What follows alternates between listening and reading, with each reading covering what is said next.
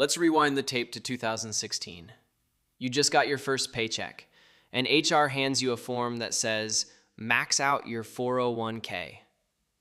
The annual contribution limit that year is $18,000, and everyone around you sounds certain it's the smartest financial move possible. One signature, one decision, one habit that could last decades, or could quietly cost you options. Because sometimes the biggest financial mistake isn't choosing the wrong investment, it's applying the right advice at the wrong stage of life.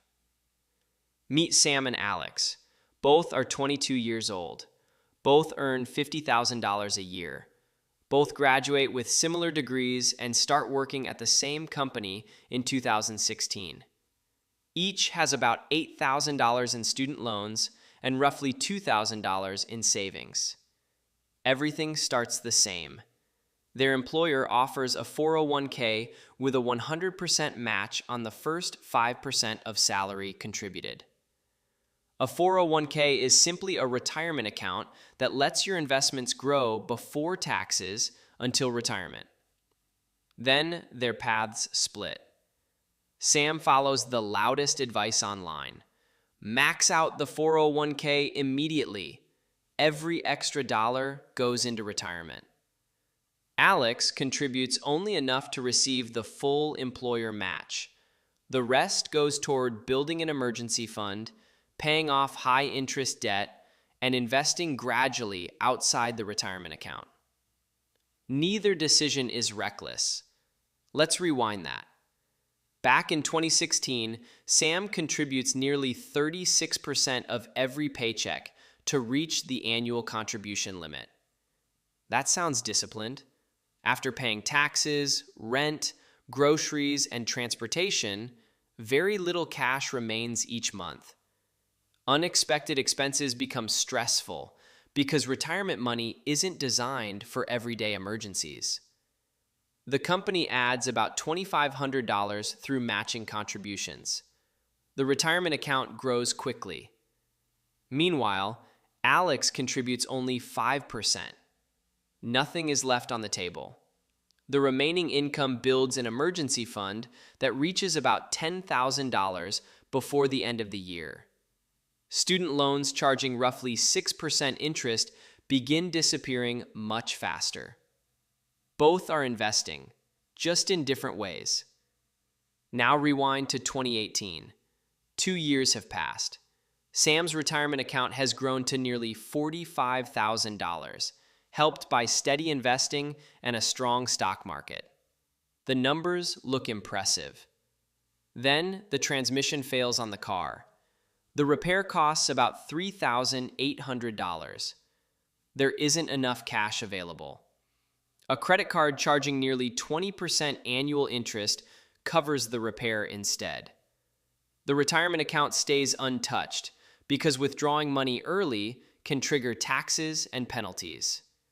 The investments continue growing, but expensive debt quietly grows beside them. Alex faces almost the same repair bill, same car, same cost. The emergency fund pays for everything immediately. No credit card debt appears. Retirement investing continues without interruption. The difference isn't investment returns, it's flexibility. Now rewind to 2020. The pandemic arrives. The stock market falls rapidly. The S&P 500 drops roughly 34% from its peak before recovering later that year. Many investors panic. Sam watches the retirement account lose tens of thousands of dollars on paper. Work hours are reduced.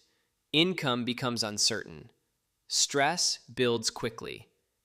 Because cash reserves are limited, retirement contributions stop temporarily.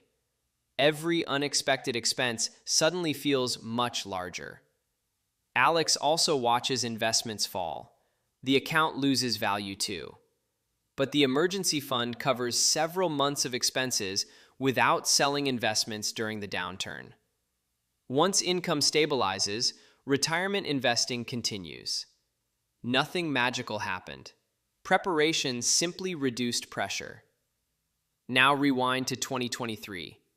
7 years after graduation, both now earn about $85,000 a year. Life has changed. Sam has accumulated roughly $180,000 inside retirement accounts. That's meaningful progress. But most of that wealth remains locked away until retirement. Saving for a home down payment still feels difficult. Alex's retirement account has grown to roughly $140,000. Lower. But that's only part of the picture. Student loans are gone. The emergency fund is fully established. A taxable investment account has grown beyond $40,000. A separate home down payment fund continues growing as well. Both are becoming wealthier, just in different forms. Fast forward to today. The hidden cost was never the investment itself. It was timing. Personal finance often treats every dollar as if it serves the same purpose. Real life doesn't. A dollar locked away until retirement serves a different job than a dollar available during a medical emergency, job loss, or home purchase. Liquidity simply means having money you can actually access when life changes. That matters. Many households still struggle with unexpected expenses under $1,000.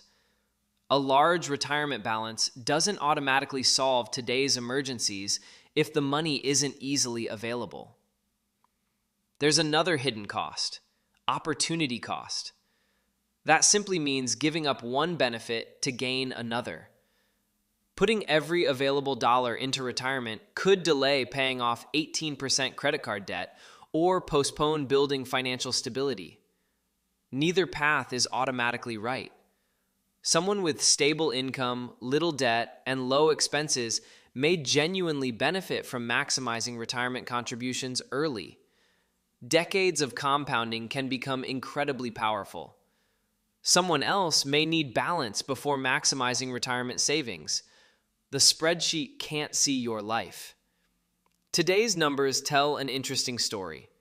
Sam finishes with roughly $180,000 in retirement savings. Alex finishes with roughly $140,000 in retirement savings, plus emergency savings, a taxable investment account, and greater financial flexibility. Both outcomes have real advantages. Sam gained more long-term retirement growth. Alex reduced financial stress and created more options during the early years. The real lesson isn't that maximizing a 401k is wrong. Far from it. The lesson is that financial advice becomes risky when context disappears.